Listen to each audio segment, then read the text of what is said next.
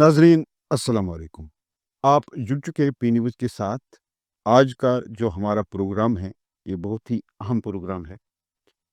हमारे साथ हैं जम्मू कश्मीर के सीनियर एडवोकेट और ये सुप्रीम कोर्ट में भी प्रैक्टिस करते हैं और यहाँ जम्मू कश्मीर लद्दाख हाई कोर्ट में ये प्रैक्टिस करते हैं और सियासी तौर ये पीडीपी के साथ भी वाबस्ता हैं। हाँ, बात हो रही है एडवोकेट अब्दुल मजीद डार साहब की। आज जो हमने मौजू चुना है, कुछ 2-3 अहम इशू है जिनमें सबसे पहले हम बात करेंगे कि पीडीपी की सरबराह मोहतरमा महबूबा मुफ्ती जी ने हाल ही में यहाँ के हाई कोर्ट में एक लिटिगेशन दायर की थी। जो जो बाहर जेलों में यहाँ के जम्मू कश्मीर के बाशिंदे बंद है, उनको यहाँ वापस लाने के हवाले से उन्होंने एक लिटिगेशन दायर की थी, जिसकी हाल ही में सुनवाई हो गई, लेकिन कोर्ट ने जम्मू कश्मीर हाई कोर्ट लद्दाख ने उसको रिजेक्ट किया है। इस पे बात होगी। अब्दुल मजीद डार साहब, पी न्यूज़ में आपको एक बार फिर खैर मकदम है। Thank you, very nice, my pleasure. आपकी एक दस्तरस है कानून पे। आप सुप्रीम कोर्ट में भी प्रैक्टिस करते हैं और यहाँ हमारे हाई कोर्ट जम्मू कश्मीर लद्दाख में भी प्रैक्टिस करते हैं और साथ में आप पीडीपी के साथ वाबस्ता हैं। आपकी जो प्रेसिडेंट है पार्टी की, महबूबा मुफ्ती साहिबा, उन्होंने एक लिटिगेशन दायर की थी जम्मू कश्मीर हाई कोर्ट लद्दाख में, जिसके हाल ही में सुनवाई हो गई और कोर्ट ने उसको डिसमिस किया है।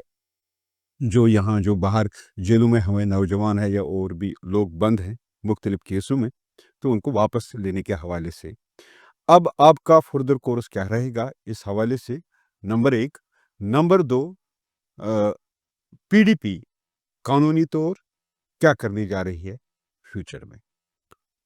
देखिए, ये हमारी प्रेसिडेंट साहिबा महबूबा मुफ्ती जी ने एक बड़ी अच्छी कोशिश की थी कि पब्लिक इंटरेस्ट लिटिगेशन डाली थी हाई कोर्ट में, और हमने हाई कोर्ट में एक स्पेसिफिक प्रेयर मांगी थी कि भैया जो ये हमारे जो इनमेट्स है, जो प्रिजनर्स है, वो have been languishing in the different jails in the country, उनको वापस जो मुख्तलिफ जेलों में हैं स्टेट से बाहर, उनको शिफ्ट किया जाए यूनियन टेरिटरी में, और उनकी स्पीडी ट्रायल होनी चाहिए केसों में।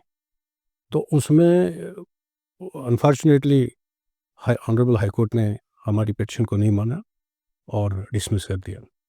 हमारा मकसद ये था कि चूँकि ये इनमेट जो बंद है काफ़ी टाइम से, और उनका एक्सेस टू जस्टिस सिस्टम में मतलब वो पूरा नहीं हो रहे थे जितने भी कानूनी लवाज़िमात हैं। तो इसी मोटिव के तहत और हमारा यही इंटेंशन था कि उनको ईजी जस्टिस और जो access to justice to all the citizens, which is in fact the fundamental right of every citizen who has been facing that trial, is embodied under Article 21 of the Constitution of India. Speedy trial. महबूबा जी का मकसद था इनको speedy trial कर लो और अपने state में ही रख लो, ताकि वहाँ विटनेसेस होते तो हैं। जो महबूबा जी का जो गरीब हाँ, लोग हैं, वही वहाँ नहीं जा वही सकते हैं, देखो वहाँ तो यहाँ आसानी वहाँ ईजी, यहाँ पर ईजी एक्सेस होती थी जस्टिस सिस्टम में, और उनके वकील यहाँ अवेलेबल होते हैं। यहाँ विटनेसेस कुछ लेने थे प्रोसिक्यूशन को, डिफेंस में विटनेसेस, और यहाँ की इन्वेस्टिगेशन यहाँ हुई है केसों में। तो इन्होंने बड़े लोग जो अंडर ट्रायल्स है, जो इनमेट्स हैं, उनको शिफ्ट किया और उनको वो डिप्राइव किया। वो देखिए, मेरी बात सुनिए कि अगर स्पीडी ट्रायल नहीं है, ये जो फंडामेंटल राइट है guaranteed under article 21 of the constitution of India, तो then you are not following, not showing any respect to the court, to the constitutional mandate. और कॉन्स्टिट्यूशनल मैंडेट यही है कि स्पीडी ट्रायल होनी चाहिए, और to determine the fate of the under trial जो भी प्रिजनर्स है, जो भी इनमेट्स है।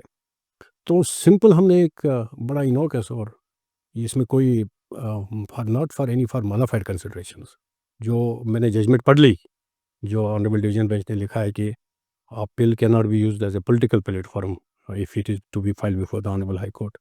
और कुछ ये भी बताया है कि ये फॉर एक्सटेनियस कंसिडरेशन था। तो इंटेंशन हमारी प्रेसिडेंट साहब का ये नहीं था। कानून में कहीं पे है कि जो पॉलिटिकल पार्टी है या जो पॉलिटिकल पार्टी का हेड है कि वो पब्लिक इंटरेस्ट के लिए या इस तरह के केसेस में लिटिगेशन दायर नहीं कर सकते? बिल्कुल है। 2021 की जजमेंट है सुप्रीम कोर्ट की, जो ऑनरेबल जस्टिस बनर्जी साहब ने दी है। उसने कहा कि even any political person, irrespective of whether he is or she is holding any post, if he is having some affiliation with any political party, वो बिल्कुल जा सकते हैं। और हाई कोर्ट को ये थ्रो आउट नहीं करना है petition merely because the person is connected और he is a political figure. Absolutely ये 2021 की जजमेंट है और ऑनरेबल जस्टिस बनर्जी ने पूरा उसमें गाइडलाइंस दिया है कि ये आप इसमें ये नहीं बताना है कि कोई पॉलिटिकल फिगर आएगा और पब्लिक इंटरेस्ट के लिए, और पॉलिटिकल फिगर तो हमेशा would like to espouse the genuine cause of the people. और तो उस पे फिर तो पीडीपी अब क्या करेगी कानूनी तौर, जो जजमेंट आई है जिसकी आप बात कर रहे हैं, कि जिसमें ये चीज़ है कि हालांकि सुप्रीम कोर्ट ने ये वाज़ह कर दिया है, आप जो कह रहे हैं कानूनी तौर कि कोई भी दायर कर सकता है इस तरह के पब्लिक इंटरेस्ट में लिटिगेशन, तो जजमेंट में वो आया है कि ये पॉलिटिकल पार्टी की हेड है या पॉलिटिकल पार्टी से वाबस्ता है, ये नहीं कर सकती। तो कानूनी तौर आप क्या करेंगे आप? बिल्कुल देखिए मेरी बात सुनिए, ये इसमें गाइडलाइंस ऑनरेबल सुप्रीम कोर्ट ने दिए हैं। मैंने जो आपको वो बता दी जजमेंट 2021 में, और it was the bench was headed by honourable justice Banerjee. तो उसमें बताया है कि the petition public interest litigation if those are filed by any political head और any political leader can not be thrown out from the honourable high court. Number one, जो ये judgment अभी आई है, I have examined the judgment, I read it, और इसमें दो तीन चीज़ें देखिए मेरी बात सुनिए। The honourable division bench with all respect, with utmost respect to the honorable judges, with immense respect to the honorable judges, I am repeating all these words. Honorable High Court is a constitutional court, or under Article 215 of the Constitution. Since the Honorable High Court is a court of record, it has a power to punish for any contempt of court. ये honourable high court को power है under article 215 में, और ये in essence it is a court of record. तो ये जो हमारी पिटिशन थी वहाँ, इसमें ऑनरेबल हाई कोर्ट को ये देखना था कि अगर ये petition whether it is following with in the parameter with in the guidelines which have been given by the Honorable Supreme Court on public interest litigations or not. But इस judgment में मैंने देखा, with all respect, steps are afoot that we are going to file a special. We have two options. Number one is to file a special petition under Article 136 of the Constitution of India and to challenge the division bench order. And the other thing is that we can straightway now go to the Honorable Supreme Court under Article 32 of the Constitution of India. तो हम ये दोनों options available है, and subject to the approval, steps are afoot to draft and to prepare either the special petition or a fresh petition in the Supreme Court. And it is only after the approval, we are seeking approval from our worthy president, and she gives an approval to me, I will definitely go and file either special petition or a fresh petition under Article 232 of the Constitution of India, because we want to espouse the genuine cause of the inmates. इसमें ये नहीं लिखा था इस petition में कि भैया जितने भी हमारे ये इनमेट्स हैं जो बाहर के जेलों में हैं, इनको आप ये फ्री करो और सेट देम एट लिबर्टी। ये बिल्कुल नहीं हमारा मकसद था। हमारा मकसद था कि इनकी ट्रायल कर लो। ये देखिए दो चीज़ें हैं, या एक जजमेंट है स्पीडी ट्रायल का, हुसैन आरा खातून वर्सेस स्टेट ऑफ बिहार, ये जजमेंट सुप्रीम कोर्ट के, स्पीडी ट्रायल होनी चाहिए। और जेल मैनुअल में भी है, क्रिमिनल प्रोसीजर कोड में भी ये डिफाइन है, अगर कोई अंडर ट्रायल है, if he is facing a trial, then he should be lodged somewhere near to the court, to the honourable court और to the jail which has the access to go to the court, और ताकि उसको वहाँ पर पूरा access, एक वकील भी मिले, अवेलेबल है। नहीं तो देखिए कोई ये प्रिजनर्स है बाहर, कहीं पर मद्रास में है, कहीं पंजाब में है, कहीं जोधपुर में है, कहीं जयपुर में, यहाँ से घर वाले बेचारे गरीब लोग कहाँ से जाएंगे उनको वहाँ, फिर उनको वकील भी करना है। तो ये इसलिए हमने बोला था ऑनरेबल हाई कोर्ट को, which is a court of record, it's a constitutional court, कि भाई हम कह रहे हैं इनको शिफ्ट करो आप यूनियन टेरिटरी में जहाँ इनकी ट्रायल चल रही है, या अगर कोई पब्लिक सेफ्टी एक्ट में भी है तो आप उनको स्टेट में रखो ना, आप बाहर उनको क्यों रख रहे हैं? रीजन क्या हो सकता है? द रीजन इसीलिए कि to deprive them to have the constitutional this legal consultations to join the trial proceedings, वही एक इंटेंशन होगा on the part of the government. नहीं, अगर हमारे मुल्क का कानून वाज़ेह है, दो चीज़ें में हुए हैं, कॉन्स्टिट्यूशन बना हुआ है, सुप्रीम कोर्ट ने भी इस तरह के मामलात में कानून बनाए हुए हैं, हाई कोर्ट के भी कानून हैं, मतलब जो है मुल्क के, फिर अगर इस तरह के जजमेंट्स आते हैं, इसके रीजंस क्या हो? ये बदकिस्मती, मेरी बात सुनिए, मैं वही बोल रहा हूँ that I have examined the judgment, the honorable division bench did not appreciate the very important factor, and the way the judgment has been passed, we have every right to challenge it. The honorable division bench did not resolve the controversy in its right and legal perspective. Otherwise shift करने में कोई problem नहीं। Honourable high court has unbridled unfettered powers, it's a constitutional court. तो inmates को यहाँ shift करने में बदकिस्मती में, आप देखिए state of Jammu and Kashmir की ये हिस्ट्री है। मुझे बताओ, यहाँ पर स्टेट, हमारी स्टेट में एक जेल में बताओ जहाँ के बाहर के स्टेटों के यहाँ ट्रांसफ़र हुए। ये बदकिस्मती है हमारे स्टेट के लिए। खाली हमारे जितने भी ये इनमेट्स हैं, प्रिजनर्स हैं, यहाँ से उनको as a matter of punishment without holding the trial, आप उनको पहले ही पनिश कर रहे हैं। ये इनका मेंटल टॉर्चर है, एग्नी है, ताकि इनको डिप्राइव ऑफ करे to go to the court and to see the just. आप इनको डिप्राइव करें ट्रायल फेस करने में, बाकी चीज़ें फेस करने में जो लीगल नाइस्टीज़ है। तो आप मुझे बताइए, एक यहाँ पर हमारे यूनियन टेरिटरी में जेल में जितने भी जेल, हमारे डिस्ट्रिक्ट जेल है, सेंट्रल जेल्स है, वहाँ के बाहर के लोग जिनकी वहाँ पर ट्रायलें हैं, यहाँ उनको शिफ्ट किया। ये तो पनिशमेंट दे रहे हैं हमारे जो मेरे साथ लोग। होने से पहले ही जो मुल्जिम है हाँ, उसको मुजरिम करार देते हैं और उसको सजा। और ये इज़ अ मैटर ऑफ ये आपका पनिशमेंट, कहना है? Is a matter of punishment कि उनको वहाँ, see our country is a democratic country, the rule of law prevails here, the system is being governed by the constitution, by the contours of the constitution, by the mandate of law. आप मुझे बताओ, जब हुसैन आरा खातून की judgement है, speedy trial होनी चाहिए, ये तो डिले हो जाएगा ट्रायल इन चीज़ों से, विटनेस कहाँ जाएंगे वहाँ? और अगर यहाँ पर आपका क्या पड़े, यहाँ तो ये स्टेट जम्मू एंड कश्मीर में आप इनको, यहाँ पर काफ़ी सेंट्रल जेल्स हैं, डिस्ट्रिक्ट जेल्स हैं, तो इनको रख लो वहाँ। ये ऐसा नहीं है कि भाई आप इनको as a matter of punishment भेज रहे हैं बाहर, ताकि ये लोग जो इनके वकील यहाँ पर, ये अपने चॉइस पे, अपने, इनका राइट है to appoint, to engage their own lawyers as per their choice. वहाँ ये तो आप इनको डिप्राइव कर रहे हैं। It's not very good step. और इसमें मैं बता दूं कि ये जो जजमेंट है, इसमें the honourable court, the honourable division bench has said that there were modified consideration on the part of the petitioner, and honourable high court को ये डोमेन है, ये प्रोरोगेटिव है, बनता है कि अगर ये suppose assume for the sake of arguments, do not admitting कि ये within the parameters which have been provided by the constitutional courts, by the honorable Supreme Court to deal with the public interest litigations, तो simply उनको dismiss करनी थी, but they have said कि ये political consideration to garner the political support, ये तो उनका domain में नहीं आता है। With all respect, with immense respect to the honorable judges, उस एंगल में नहीं जाना था। Our president is a towering personality, इसका पॉलिटिकल काफ़ी एक्यूमेन है, और ये she has served the state as a chief minister. और मुझे बताओ, इसको क्या गार्नर करना था पॉलिटिकल वाले?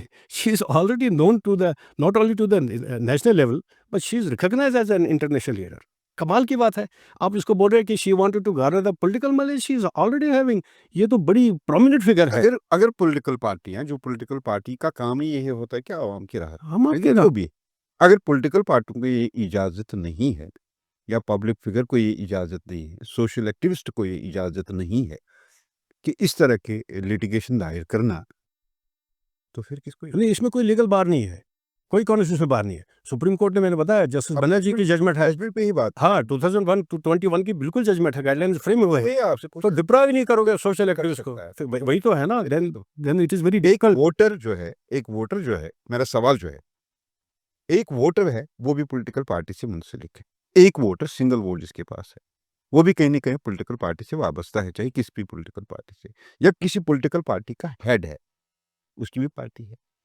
अगर एक वोटर या हेड इस तरह के मामलात में लिटिगेशन दायर नहीं कर सकता है, तो फिर इंसाफ कहाँ से आएगा? ये मैं आपसे पूछता हूँ। To dispense with the justice delivery system, or frankly speaking, इसमें, with all respect to the honorable judges, the honorable division bench, this is my opinion, with immense respect to the honorable judges, have transgressed its jurisdiction while dismissing our petition. ये उन area को cover किया है जो उनका domain में नहीं आता है। हाँ, और ये जजमेंट, हम we are going to challenge the judgment before the honourable supreme court, steps are afoot, and we are only seeking the approval from our worthy president. The moment we'll get the permission, and we will immediately, I will personally move to the Honorable Supreme Court and will file the petition under Article 136 of the Constitution. तो कानूनी तौर आपको लगता है कि जिस division bench ने ये जजमेंट दी है, इसको ये हाई कोर्ट मेरे हिसाब करेगा? से it is a wrong judgment, and the way the Honorable Division Bench, with all respect to the Honorable Judges, with immense respect, with utmost respect, had traveled beyond the scope of the guidelines provided by the Honorable Supreme Court. So we have every right to challenge it. And the question was only to see the protection of the right of liberty and the protection of the fundamental rights, which are guaranteed under the Constitution. That was the endeavor of our worthy president to espouse the genuine cause of the inmates. तो अगर इसके लिए भी हमारे court के दरवाजे बंद होंगे, तो we'll go to the Honorable Supreme Court. We'll agitate this. This is a genuine grievance which our inmates are facing. गरीब लोग हैं यहाँ, कहाँ से बेचारे इतने पैसे खर्च करके वहाँ यानी आपका ये कहना है कि मुख्तलिफ जेलों में जाएंगे. आपकी पार्टी पीडीपी सुप्रीम कोर्ट तक जाएंगी. We are committed to the people. Okay. We are committed to the people to protect, to ensure the protection of their valuable rights. इसी रिलेटेड एक और, हाँ. चूंकि हम कानून की बात कर रहे हैं, हाई कोर्ट की बात कर रहे हैं, सुप्रीम कोर्ट की बात कर रहे हैं, तो एक अहम मसला मुझे याद आया. यहाँ पे जो मिलिटेंसी के साथ वाबस्ता लोग रहे हैं, उनके जो रिश्तेदार हैं दूर दराज, किसी का चचेरा भाई है, किसी का अपना बेटा है, बाप मिलिटेंसी के साथ वाबस्ता रहा है, या कोई भी खानदान में, लेकिन खुद नहीं है, उनको जब नौकरी का मसला होता है, पासपोर्ट का मसला होता है, या दूसरे जो मामलात है जिसकी पुलिस की वेरिफिकेशन मस्ट होती है, उनकी वेरिफिकेशन में लतवाल होता है, वेरिफिकेशन टाइम पे नहीं मिलती है, या एडवर्स आता है. वो यहाँ पे दो सवाल मेरे. एक कानूनी नुक्ते नज़र से ये क्या है, दूसरा हुकूमत वक्त नेशनल कॉन्फ्रेंस की मैं बात कर रहा हूँ, उमर अब्दुल्ला साहब की मैं बात कर रहा हूँ, उन्होंने इलेक्शन मैनिफेस्टो में कहा था कि हम इस वेरिफिकेशन को ईजी करेंगे, लेकिन अभी तक नहीं है. 1 साल से ज़ायद अरसा हो गया. कैसे देखते हैं कि कानूनदान और आप अपोजिशन के भी पार्टी के साथ हैं सियासी तौर, तो कैसे देखते हैं इन चीज़ों को आप? देखिए, रिसेंटली हमारे हाई कोर्ट ने जजमेंट दी है इसी बारे में कि अगर कोई मिलिटेंट रहा है या वो कोई क्रिमिनल है, तो आप जो बंदा सही है उसको भी पासपोर्ट में उसका आप एंट्री ला रहे हैं कि भाई ये फलाने का रिश्तेदार है, बल्कि उसके खिलाफ कोई एडवर्स है नहीं पर्सनली, लेकिन उसको बोल रहे हैं कि इसका जी कज़न कोई मिलिटेंट था किसी वक्त में, लिहाजा हम इसको वेरिफिकेशन नहीं देंगे. Totally it has been struck down by the Honorable High Court. Recently by Honorable Justice Sanjay Dar has given a judgment. His Lordship has made it clear कि भाई आप ये नहीं कर पाओगे. अगर ये बंदा इसके एंटीसीडेंट्स क्लियर है, इसके खिलाफ कुछ नहीं है, तो आप इसको ब्लेम कैसे कर सकते हैं कि इसका कोई कज़न मिलिटेंट था या वो. ये तो total against the constitutional fabric है, ये कॉन्स्टिट्यूशनल मैंडेट के खिलाफ है. तो His Lordship has passed a judgment recently, and even there are other judgments also of the different high courts, and even under the Supreme Court has said it, that you cannot bracket a person, one who is innocent as a citizen of India. He is not facing any trial, neither he is having any FIR. But if FIR is against some of his relatives, distant relatives है, तो उसमें या कोई close relative भी है, आप इसको उसमें उस जिम्मे में कैसे डाल रहे हैं? It's totally illegal, totally unconstitutional. Advocate साहब, इस तरह की जजमेंट इससे पहले भी है, कानून भी, अगर कोई मिलिटेंट है, उसका कोई रिश्तेदार है, उसकी कोई सजा नहीं होनी चाहिए, हमारे मुल्क का कानून. लेकिन जमीनी सतह पे नहीं इम्प्लीमेंट हो रहा, अभी भी लोग बहुत परेशान हैं. तो वो लोग क्या करेंगे जिनको कोई रिश्तेदार मिलिटेंट से वाबस्ता है, आज उसको एडवर्स है, उसको वेरिफिकेशन नहीं मिली है, या उसको पासपोर्ट नहीं मिल रहा है, उनके लिए कानूनी तौर उनको क्या करना चाहिए, उनके लिए क्या मशवरा? रिपीटेड जजमेंट्स है, to obtain a passport is a right of every citizen. ठीक है, उसका हक बनता है कानून में. तो उसको कोर्ट ने भी बताया रिपीटेडली कि भैया इसको आप पासपोर्ट डिनाई नहीं कर सकते हो. बिल्कुल, इसके एंटीसीडेंट्स क्लियर हैं.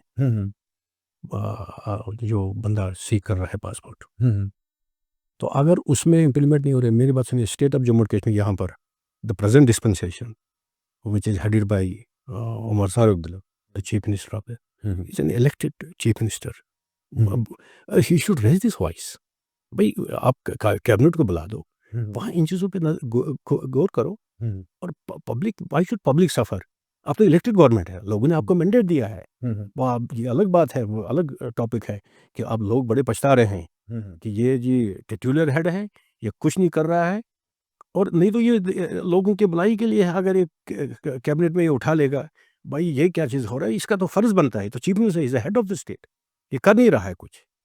तो ये अगर इसमें कोई किसी का दोष है, वो Omar Abdullah being chief minister and the head of the state is responsible. करना चाहिए वजीर आला को. लेकिन बिल्कुल, वजीर आला कब करता है, कब काबीना बुलाता है, करता है या नहीं करता है. लेकिन कानूनी तौर मेरा जो सवाल था, सवाल ये है कि जो लोगों को ये मसले अभी भी दरपेश हैं, उनको कानूनी तौर पे हाँ, आप ये सलाह बिल्कुल मशवरा they देंगे, should उनको क्या करना they चाहिए? should come to the Honorable High Court and fight hmm, petition under Article 2 to 6 of the Constitution. Hmm, Seek the enforcement of the fundamental rights. हुँ। और उनको हक बनता है पासपोर्ट लेना। ये तो डेमोक्रेटिक कंट्री है, तो उनको हाई कोर्ट प्रोटेक्शन दे देगा इन चीज़ों में। देखा court will come to their rescue 100%। They are the citizens of India. बिल्कुल आना आना चाहिए कोर्ट में। बहुत अच्छी बात है, ये बड़ा इम्पोर्टेंट है हमारे जम्मू कश्मीर के हवाले से, खासकर वादी कश्मीर में इस तरह के बहुत सारे मामलात हैं। अच्छा एडवोकेट साहब, एक और अहम मसला है। पिछले कई दहाइयों से हमारे यहाँ पे 1 लाख के करीब, और जो सरकारी तौर जो फिगर है वो 65,000 कैजुअल लेबर्स, जिनको हम आरजी मुलाजमीन कहते हैं, मुख्तलिफ दौरों में उनको नौकरी पे लगाया गया, और बहुत ही, हालांकि उनको मिनिमम वेजेस भी नहीं मिल रहे हैं, तो उनके लिए मौजूदा सरकार ने एक कमेटी तश्कील दी है।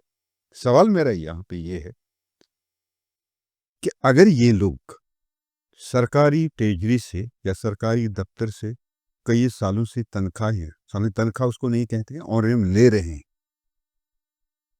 तो एक कमेटी बनाने की क्या जरूरत पड़ी, जबकि सरकार के पास पहले से ही डाटा मौजूद था? अगर उनको मुस्तकिल करना है तो उसमें एक और कमेटी पे कमेटी, क्योंकि ये पिछले कई अदवार से, हालांकि पीडीपी के दौर में भी ये मसला रहा, जब 2 बार आपने हुकूमत बनाई तब भी ये मसला रहा, उसके बाद आज भी ये मसला है, हल कभी नहीं होता है।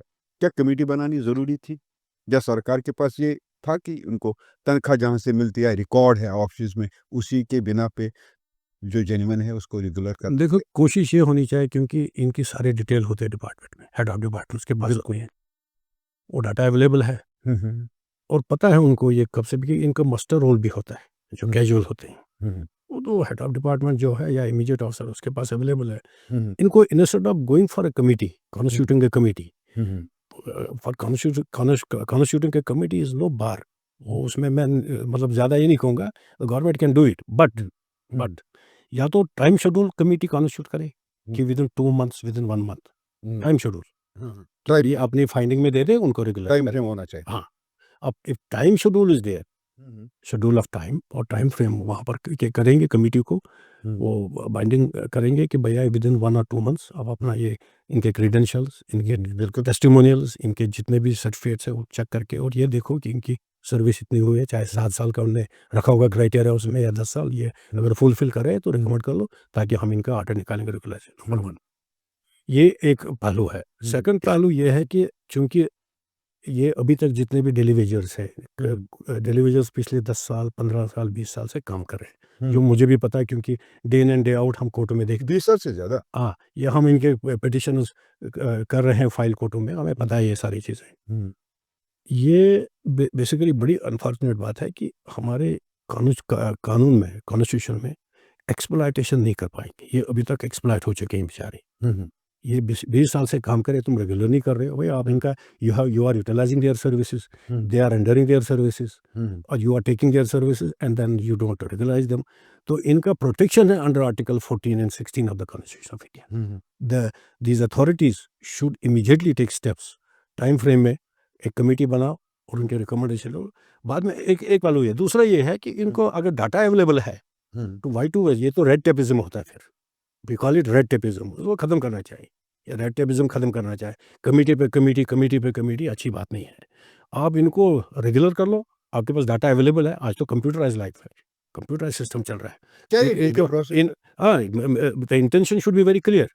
You should not delay it unnecessarily at the cost and detrimental to those people who are utilizing, who are rendering their services, and the government and department are utilizing their services. आपको लगता है कि जम्मू कश्मीर कोई सरकार आई है या आएगी या है जो इनके ये मसले, इस तरह के मसले हल करेगी The government should be very clear. Kashmir में? मैं आपको देखिए, मेरी बात सुनिए। सॉरी टू से, देखो आपकी पीडीपी की भी पार्टी 2 बार आपने हुकूमत बनाई है, नहीं हुआ मसला हल। मुफ्ती सईद मरहूम के दौर में भी नहीं हुआ, महबूबा जी ने भी वज़ीर आला रही है, नहीं हुआ हल। हालांकि बीजेपी के साथ कोलिशन करके, कांग्रेस के साथ कोलिशन, नहीं हुआ हल। नेशनल कॉन्फ्रेंस से उसके बाद 2 बार हुकूमत बनाई है, नहीं हुआ है। अब इन बेचारों को कैसे, मतलब कैसे होगा, या ये एक प्रोसेस है डिले करने का, ये बेचारे उनके मतलब ओवरेज होते हैं, कुछ एक्सपायर होते हैं, ये ऐसे ही चलेगा। देखिए अब पॉलिटिकल टेक्स है। मेरी बात सुनिए, there are courts established by law, यहाँ कॉन्स्टिट्यूशन कोर्ट है, हाई कोर्ट है, और इनको अगर अभी recently Punjab and Haryana high court में जजमेंट आ गई अभी, वो कुछ होम गार्ड्स का मसला था, वो कैजुअल थे वहाँ, उनको honourable high court, Punjab high court ने उनको डायरेक्शन दी थी गवर्नमेंट को कि इनको रेगुलाइज कर लो, यहाँ वो भी कैजुअल। कानूनी तौर कर सकते हैं। यहाँ बिल्कुल क्यों अब नहीं कर सकते, हाँ वो क्यों कर नहीं कर सकते सकते। हैं। आप तो हमारी डिवीजन बेंच की जजमेंट अभी आई, which was headed by honourable the chief justice of our honourable high court, and the other member was honourable justice Oswal. उन्होंने बड़ी जबरदस्त जजमेंट दी इस पे। उन्होंने बोला ये आप एक्सप्लॉइट कर रहे हो, which is totally against the mandate of article 16 of the constitution of India. तो हमारे हाई कोर्ट की भी जजमेंट आ गई अभी। तो उन्होंने वो जो कैट का ऑर्डर दिया था, जो सेंट्रल एडमिनिस्ट्रेटिव ट्रिब्यूनल का ऑर्डर, जिसमें उन्होंने रेगुलर के लिए डायरेक्शन दी थी, उसको चैलेंज किया था डिवीजन बेंच में। The honourable division bench said no, don't go for exploitation, इनकी सर्विस इतनी लिया है, इनको रेगुलाइज कर लो। हमारे हाई कोर्ट ने भी दिया। एक और अहम बात हाल ही में हुई है। जो फायरमैन है, फायर इन सर्विसेज जो हमारी यहाँ पे इमरजेंसी सर्विसेज है, उन्होंने एक लिस्ट अनाउंस किया था 1 साल के पहले, जिसमें 113 से ज़ायद लोगों को उन्होंने सरकारी नौकरी फराहम की एसएसबी के थ्रू। लेकिन अब सरकार ने ये अनाउंस किया है कि वो फेक लिस्ट था, उसमें बहुत हद तक धांधली हुई है।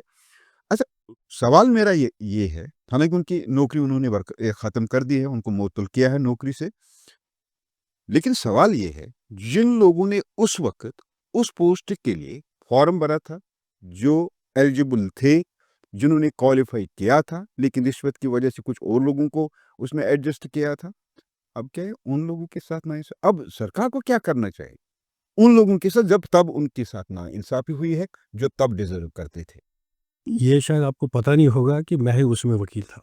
मैंने ये पिटीशन फाइल की थी अच्छा, उनकी तरफ से। मैं राइट जगह पे हाँ, सवाल हाँ। कर रहा हूँ। वो मेरी बात सुनिए, मैंने वो 2 दिन बहस किया कैट में, हुँ, हुँ, और पूरा कन्विंस मैंने किया था हुँ। कैट को कि ये टोटल फ्रॉड लिस्ट है। ये मदर ऑफ ऑल स्कैम्स। इसमें इतनी धांधलियाँ हुई है, मैं कहता हूँ कि जो ज़मीर के लोग होंगे, एडमिनिस्ट्रेटिव हेड्स, और जो at the helm of affairs है, उनका जो ज़मीर है, कॉन्शियस हिल जाते हैं। टोटल फ्रॉड लिस्ट था, टोटल फ्रॉड। और मैंने चला के जब मैंने बहस किया, अब पूछो वो लड़के, हुँ, उन्होंने बहुत सफ़र किया बेचारों ने। हुँ। उसमें बड़े गरीब लड़के हैं, बिल्कुल। और वो बड़े काबिल लड़के हैं, उसमें पीएचडी जो ग्रेजुएट है, पोस्ट ग्रेजुएट लड़के हैं, हुँ, उनको नहीं लिया था। खाली जिन्होंने those people who greased the palm, paid the gratification, illegal gratification, उनको लिया। एक बड़गाम में एक ही घर के 5-5, 6-6 बंदों को लिया, हुँ, और वो पूरा वो कुछ बिज़नेस कर रहे थे, उठा के लाया, उनको नौकरी लगाया। जो उसमें जेन्युइन लड़के हैं, जेन्युइन, वो बेचारे कहीं नहीं, वो बड़े क्वालिफाइड लड़के हैं, उन्होंने बड़ा अच्छा पेपर किया था। मगर जो वहाँ पर जिनको वहाँ कॉपी, और वो मैंने सुना कि वो जो रोल था वो भी सारा फैब्रिकेटेड है, वो मैनिपुलेटेड है, वो तो पूरा फ्रॉड है। ये तो 106 या 103 उनको निकाला, वो तो सारा लिस्ट खत्म करना चाहे। और उसमें जो जेन्युइन लड़के हैं, जो जो जो लड़ रहे हैं, जो एस्पिरेंट्स हैं, जो जेन्युइन, जो पिछले तकरीबन 8-9 साल से लड़ रहे हैं, तो मैं ही तो वकील था उसमें। हुँ। मैंने बड़ा चला के कैट को मेंबरों को उस टाइम बोला, सर ये बड़ी फ्रॉड है, इनके खिलाफ बड़ा जुल्म हुआ है जो एस्पिरेंट्स हैं। तो ये खाली जो है those who were on the good accounts, और जिन्होंने रिश्वत दिया है, जिन्होंने पेपर का मतलब खरीदा था, उसकी डिटेल हमने दी, मैंने डिटेल दी, बैंक ट्रांजैक्शन हुई है। और उसमें ये खाली 103 नहीं, ये तो सारा लिस्ट स्क्रैप करना चाहिए, खत्म करना चाहिए, और ये लिस्ट क्वॉश होना चाहिए, सेट असाइड गवर्नमेंट हो को गया पैनल मिस्टेक। करना चाहिए, सारा लिस्ट, नॉट 103। वो जो बाकी बच्चे भी वहाँ हैं, जब एक बार फ्रॉड है तो fraud would prevail for everybody. वो that is related to everybody. मेरे Everybody in that examination ये लगे हुए हैं। वो उन्होंने इंडल्ज किया माल प्रैक्टिस, और उसमें काफ़ी बंगलिंग्स है, काफ़ी बंगलिंग्स थे। वो पूरा फ्रॉड लिस्ट है, टोटल फ्रॉड। और मैं अपनी तरफ से भी गवर्नर साहब को, उसने बड़ा एक हेल्दी स्टेप लिया गवर्नर साहब। ये तो because of, it is not because of, सरकारी इट इज़ बड़ा नो, इट इज़ नॉट अच्छा बिकॉज़ ऑफ द, है। It is not because of the chief minister. I will make it position clear to you.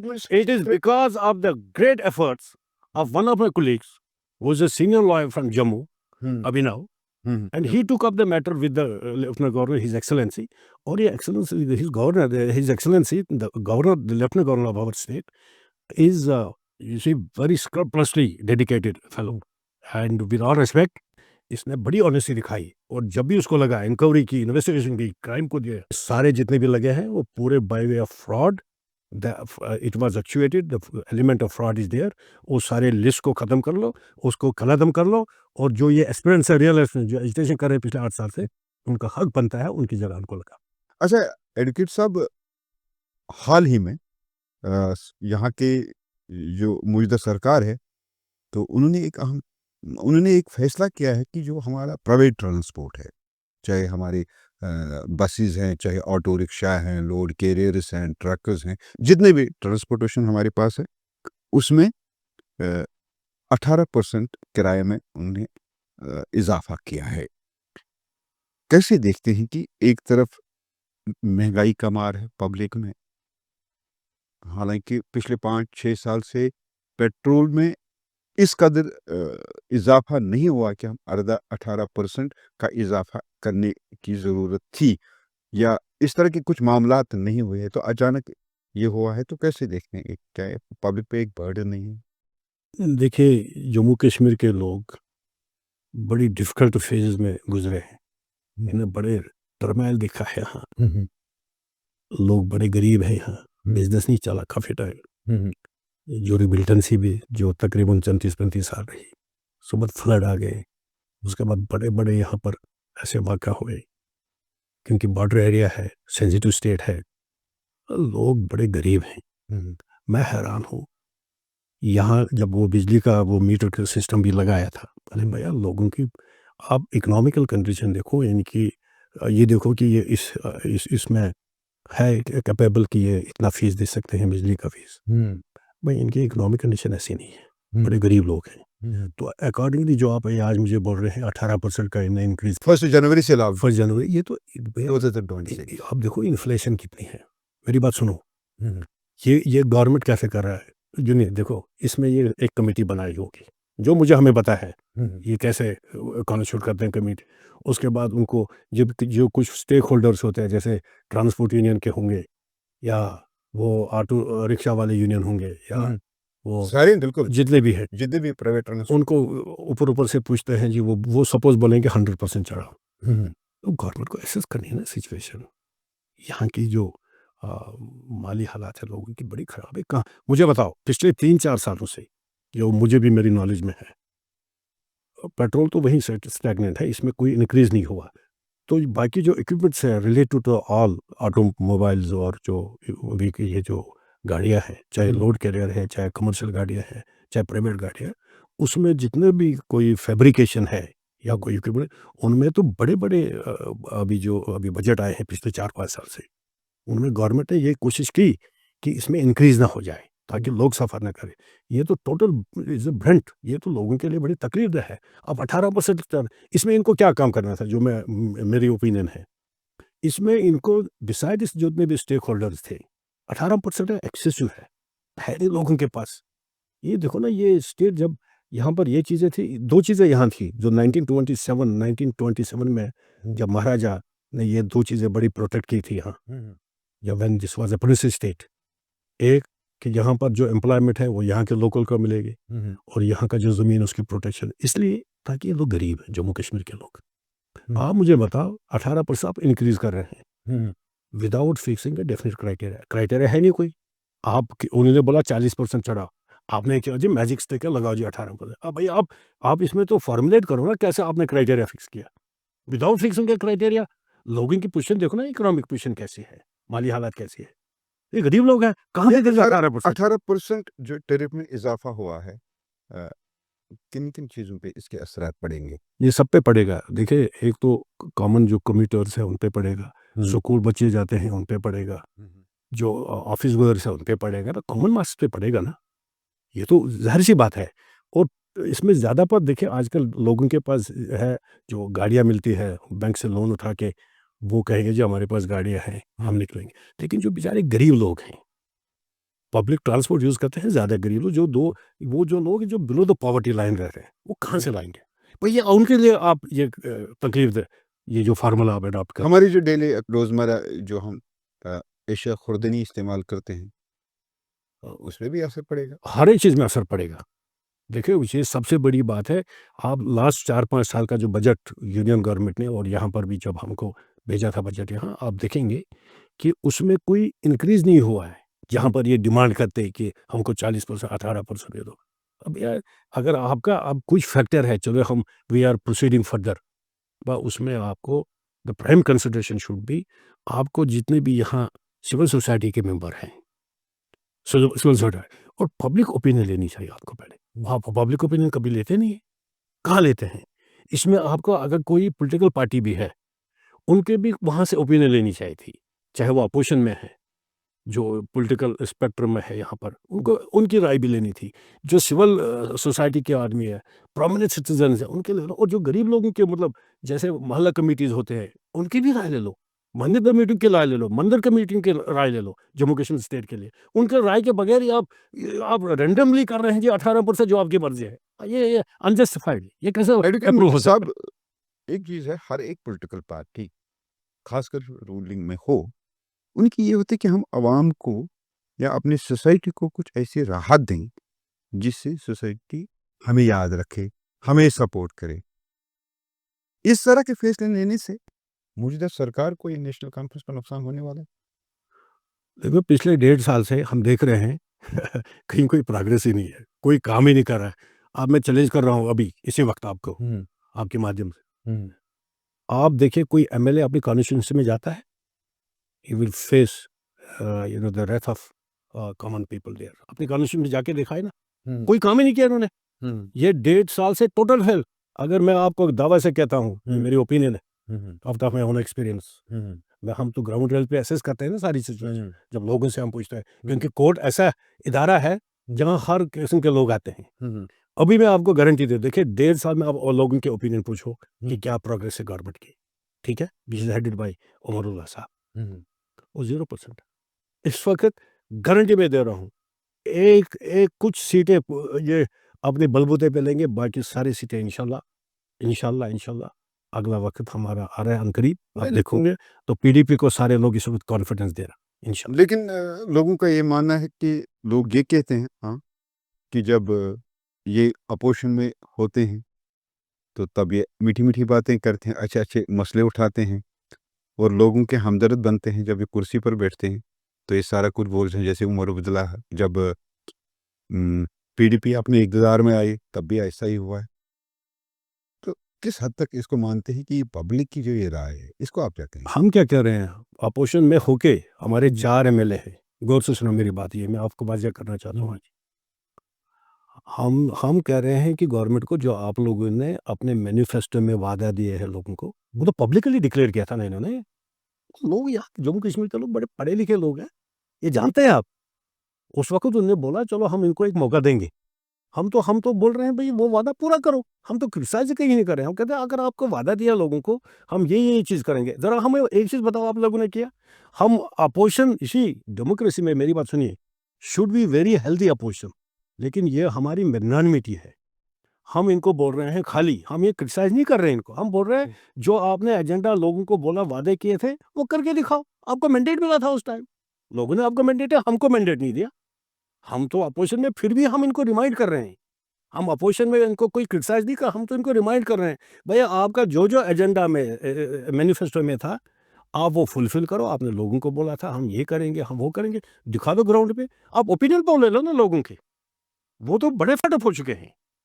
और वो काफ़ी लोग बेचारे यहाँ आप डाटा निकालो, बड़े टेंशन में, यहाँ देखो अनएम्प्लॉयमेंट कितनी है।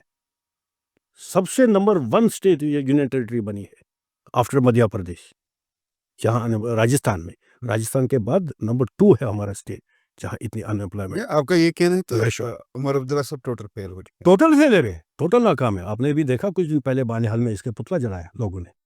ये तो भाग गया वहाँ से। और वहाँ ये नेशनल कॉन्फ्रेंस का कोई नहीं बोल रहा है आजकल बानिहाल में, वहाँ पर रामबन हर जगह, कि हम उनके साथ वाबस्ता है। इतने डरे हुए हैं वर्कर्स, क्योंकि लोग बड़े नाराज़ हैं इनसे। तो पुतला जलाया लोगों ने कल, वो तो सबों ने देखा। और मेरी बात सुनिए, देखिए इसने क्या मज़ाक किया। मेरी बात सुनिए, मैं बड़ा क्रेडिट देता हूँ लेफ्टिनेंट गवर्नर, जहाँ उसने बड़ा ऑनेस्टली बताया परसों कि जो मेरी फाइल आई थी रिलैक्सेशन की, वो उनके एज के रिलैक्सेशन जो उन्होंने फॉर्म भर लिए थे, हैं। बड़े अनएम्प्लॉयड यूथ थे बेचारे, तो वो फाइल उमर अब्दुल्ला ने बड़ी लेट भेजी थी गवर्नर साहब के पास। मुझे बताओ, एक तो लेट भेजी जानबूझ के, ये कितना तकलीफ देंगे ये लोगों को, ये इनको बड़ा गुनाह है। तो you see I am telling you honestly we have to face the day of the judgment. मैं बार-बार कह रहा हूँ उनको, मैं फारूक साहब को भी बोलता हूँ, उमर साहब को भी। We believe in this. We have to face the day of the judgment, and the Umar Saab is carrying the sins on his shoulders, the way he is treating the public at large, and who will atone the sins? ये उस वक्त इसको आखिरत मगर में उमर देना है। नहीं, मेरी बात सुनिए गौर से। भैया आप इलेक्टेड चीफ मिनिस्टर हैं, उसमें कोई दो राय नहीं है। आपके पास 50 एमएलए हैं, कोई मजाक नहीं है। More than 2/3 majority. आपके पास कॉन्स्टिट्यूशनल ये जो इलेक्टेड गवर्नमेंट होती है, इसका कॉन्स्टिट्यूशनल सपोर्ट है, कोई मजाक नहीं है। कॉन्स्टिट्यूशनल सपोर्ट इसका। आपके पास अगर फाइल आ गई रिलैक्सेशन ऑफ वो जो एज बार था, ठीक है, आपके डायरेक्टर प्रिंसिपल स्टेट पॉलिसी में बनता है पावर। आपको उस वक्त वहाँ पर कैबिनेट में उसको डिसीजन लेना था, और उसके बाद आप जो इमीडिएट कमिश्नर है secretary of the general administration department, उसको फाइल भेज के बोलना था नोटिफिकेशन करो, और मीनवाइल इसको भेजना था गवर्नर साहब को कमिटमेंट। मुझे बताओ, आप इलेक्टेड है, आप ये क्या बोल रहे हैं जी मैंने बाद में गवर्नर साहब को भेजा डिले करके। That was done at the cost and at the cost and detrimental to the rights of those वो जो who were seeking the jobs. मेरी बात सुनो, वो बेचारे भी बड़ा टेंशन में चले गए, डिप्रेशन में चले गए। आपको आप बाद में भी गवर्नर साहब को भेज सकते हैं। भाई आपका ये कॉन्स्टिट्यूशन प्रोविजन है, करके रहे हो। कैबिनेट में मीटिंग बुलानी थी, फाइल भेजनी थी, अप्रूव करना था कैबिनेट में, और जो अप्रूव होता है कैबिनेट का, गौर से सुनो, उसकी बाद में एक सिंबॉलिक फॉर्मेलिटी होती है। We call that a symbolic. वो सिंबॉलिक फॉर्मेलिटी ये होती है, उसकी नोटिफिकेशन निकालनी होती है, और नोटिफिकेशन आप सेक्रेटरी के जनरल एडमिनिस्ट्रेशन डिपार्टमेंट के सेक्रेटरी को, he is competent under the constitution to issue the notification. और नोटिफिकेशन के बाद क्या गवर्नर साहब को बोलता है कि आपने क्यों किया? और ये देखो ना क्या बचपना दिखा रहा है उमर अब्दुल्ला। तो ये इसका क्या मतलब है? ये तो जानबूझ के कर रहा है, लोगों को तकलीफ दे रहा है। जब इसको अपने पावर का पता नहीं है, तो हाउ एवरीबॉडी विल करसेट हिम। जिस तरह आप एडवोकेट साहब बात कर रहे हैं, जो आप मौजूदा हुकूमत के बारे में या वज़ीर आला उमर अब्दुल्ला साहब के बारे में बोल रहे हैं, मुझे जहाँ तक लगता है कि एक वज़ीर आला अपने कौम के साथ, अपने लोगों के साथ ऐसा नहीं कर सकता है। अगर उनके पास पावर्स हैं, वो डिले कर सकता है। या उमर अब्दुल्ला साहब या हमारे वज़ीर आला अहल नहीं है, नाकाबिल हैं, काम नहीं कर पा रहे हैं, उनको जो काम करना नहीं आता, क्या नाम देंगे आप? देखो जी, ये इसको जो कुर्सी में लिया, अब लोग तो पछता रहे हैं ना। अब ये एक वक्त था जब शेख साहब कहता था कि अगर मैं खंबा भी खड़ा करूं, उसने बड़ी पल्स ली थी लोग, क्योंकि उस वक्त बेचारे पॉलिटिकली मैच्योर नहीं थे लोग, पढ़ाई कम थी। गौर से सुनो, तो कहता था अगर मैं खंबा भी कहीं खड़ा करूंगा, मेरे को वोट दे देंगे, मेरे कैंडिडेट को, खंबे को भी। बिल्कुल, इसको लेगेसी में मिली है, सिल्वर स्पून बॉय है ये। इसने कौन सी स्ट्रगल की है इस पोस्ट को लेने के लिए। वो लोग बेचारे सेंटिमेंटल थे तब शेख साहब के टाइम। उसने भी बड़े, मैं देखो, अब वो गुजर गया, अल्लाह ताला उसको जन्नत में जगह दे। मैं हम बड़े, क्योंकि इन्होंने हमारे जो पैटर्न है, जो हमारा फाउंडर है मुफ्ती साहब, बड़े बड़े चीज़ें बात लोगों ने बोले, मैंने कभी मुंह नहीं खोला इस पर। नहीं तो मैंने एक दो बार सोचा था कि मैं इनको लीगल नोट से दूंगा। वो एक वो आता है इसका जो सजाद लोन की पार्टी का है, वो क्या नाम उसका, शेख, कोई शेख नाम है उसका, वो बड़े बड़े बोलता है पीडीपी के खिलाफ। हमको दलाल भी बोलता है, उसको ये नहीं पता ये वर्ड यूज़ क्या कर रहा है। क्योंकि मैं भी पीडीपी के साथ वापस हूँ, मैं कॉन्स्टिट्यूशन लॉ जानता हूँ, कानून जानता हूँ, 40 साल से मैं प्रैक्टिस कर रहा हूँ। और ये हमको वो दलाल बोलता है जी, ये दलाल है सारे पीडीपी वाले। मैंने उसको ठिकाने लगाना था कोर्ट में, और हम बड़े दूरअंदेशी नज़र कर रहे हैं, क्योंकि वो इमेच्योर लोग हैं, उनको ज़्यादा कानून का पता नहीं है। मुझे बताओ, यहाँ पर कितने ये इस कौम को, एक तो कभी बार वो सब्ज़ रुमाल दिखाते थे, कभी पाकिस्तान का नमक दिखा रहे थे। भैया मेरी बात सुनो, हमारी पार्टी कमिटेड है, हम हिंदुस्तानी है, हिंदुस्तान में रहेंगे विद डिग्निटी और विद ऑनर। गौर से सुनना, यहाँ पर धोखा किसने, हमारे पास 6 साल तक टोटल गवर्नमेंट रही है, 50-55 साल तो इनके पास गवर्नमेंट रही है। कभी कॉन्स्टिट्यूशन अमेंडमेंट लाया, कभी प्राइम मिनिस्टर पोस्ट को कन्वर्ट किया इनटू चीफ मिनिस्टर पोस्ट में। उस वक्त भी बड़े धोखे दिए इसने, लोग ब्लाइंड फेयर रख रहे थे शेखुल्ला। आज तो वो खत्म हुई, बड़गाम में हमने दिखा दिया। बड़गाम के लोग बड़े बाशऊर लोग हैं, उन्हें दिखा दिया। वो जो खंबा को खड़ा करने वाला शेख साहब की पॉलिसी वो खत्म कर दी। That practice has been deprecated, it was not approved by the people of Budgam. और ये सब जगह स्टार्ट हो गया। अभी देखो ना, लोग बड़े फेड अप हो चुके हैं, लोग हमें मुझे बड़े फ़ोन कर रहे हैं लोग, हुँ। सर आप हम आपके पार्टी जॉइन करना है। आप देखो ना कितने लोग आ रहे हैं हर एक गाँव में सीधा प क्योंकि मुफ्ती साहब का एक ही था, उसने बताया हमेशा, ये आप ना साहब मेरी बात सुनो। यहाँ पर जब महाराजा ने 2 स्टैंड स्टिल एग्रीमेंट किए, ये मैं ज़रूर ये बताना चाहता हूँ यहाँ, हुँ। क्योंकि लोगों को मैं खबरदार करूँ, मैंने तो हिस्ट्री पढ़ी है, बिसाइड्स दैट नहीं, आई आपके साथ फिर दोबारा भी बात करनी है, आपके रेगुलर आपके साथ बात करेंगे ऑफ एंड ऑन, क्योंकि जो आज का प्रोग्राम है, ये बहुत लंबा होता जा रहा है। पता नहीं नाज़रीन हमारे साथ करेंगे। कंक्लूडिंग मैं एक बात तो बताना मैं चाहता हूँ। कंक्लूजन पे आता हूँ, हाँ, तो हाँ, प्लीज़। कंक्लूड मैं बताना चाहता हूँ कि बड़े पास में बड़े धोखे खाए लोगों ने, हुँ, वो यहाँ पढ़े लिखे हैं, नौजवान हैं, सब आप समझते हैं, they can recognise right and wrong, हुँ, उनको पता है कौन-सा पोटे ये उनको सब कुछ पता है। देखिए, ये आप राय पूछो, मुझे कुछ वर्कर जो नेशनल कॉन्फ्रेंस के हैं, वो हुँ, कहते हैं सर एक बात मैं आपको बता दूँगा, उसने हमारी जो सदर साहिबा है, हुँ, एक भी when she was a chief minister also और मुफ्ती साहब, एक भी स्कैम या करप्शन चार्जेस नहीं रही, ये इतनी ऑनेस्ट लेडी है। मैं बताऊँगा, मैंने वकालत के प्रोफ़ेशनल है, मैं हाइली प्रोफ़ेशनल लॉयर। मैंने कभी किसी पार्टी में पॉलिटिकल पार्टी जॉइन नहीं की थी। लेकिन मैं खुदा को हाज़िर-नाज़िर जान के, ये इतनी डेडिकेटेड लेडी है, इसको इतनी फ़िक्र है जम्मू कश्मीर के लोगों की, irrespective of hmm, without colour, caste, creed, sex and religion, no. Hmm. Vaishno Devi जो श्राइन है उसको ऑर्गेनाइज़ किसने किया? मुफ्ती साहब ने। उसने कितने बेनिफिट दिए, ज़मीन अलॉट करवाए ये बहुत ही और मुझे खाली एक चीज़, जब सब ये बहुत ही मैं इस वक़्त इस मूड में आपने मैं छेड़ा है, हाँ, इसमें कश्मीरी लोगों की महबूबा जी की जो कश्मीर के लोग हैं, या जम्मू कश्मीर के लोग, जम्मू कश्मीर हाँ, उधर के, ये विदाउट ठीक है, एनी इस पे बात करेंगे, एक स्पेशल एपिसोड आपके साथ में इस पे तफ़सीलन बात करूँगा। इंशाल्लाह, तो इंशाल्लाह। इस वक़्त मैं आपसे माज़रत चाहता हूँ कि हम इसको मज़ीद कंटिन्यू अब नहीं कर मज़ीद सकते। करेंगे, आप बता दो कहाँ-कहाँ, मैं सबको बता दूँगा मैं कहाँ-कहाँ। आपसे ये रिक्वेस्ट कर रहा हूँ कि हाँ, हमारे इस पी न्यूज़ पे वक़्तन-फ़वक़्तन आप अपना इंशाल्लाह आप मैं दे देते रहते हैं। ज़रूर, तो उसके लिए शुक्रिया। तो आप दीजिए, लोगों के जो मसाइल हैं, लोगों तक पहुँचाएँगे। Done, done, done. तो ये वैसे नाज़रीन, आपने सीनियर एडवोकेट, ये सुप्रीम कोर्ट में भी प्रैक्टिस करते हैं, और यहाँ हमारे जम्मू कश्मीर, लद्दाख के हाई कोर्ट में ये प्रैक्टिस कर रहे हैं। पीडीपी के साथ ही सियासी तौर वाबस्ते हैं। आपने इनको सुना, कुछ अहम मसाइल हमने उठाया।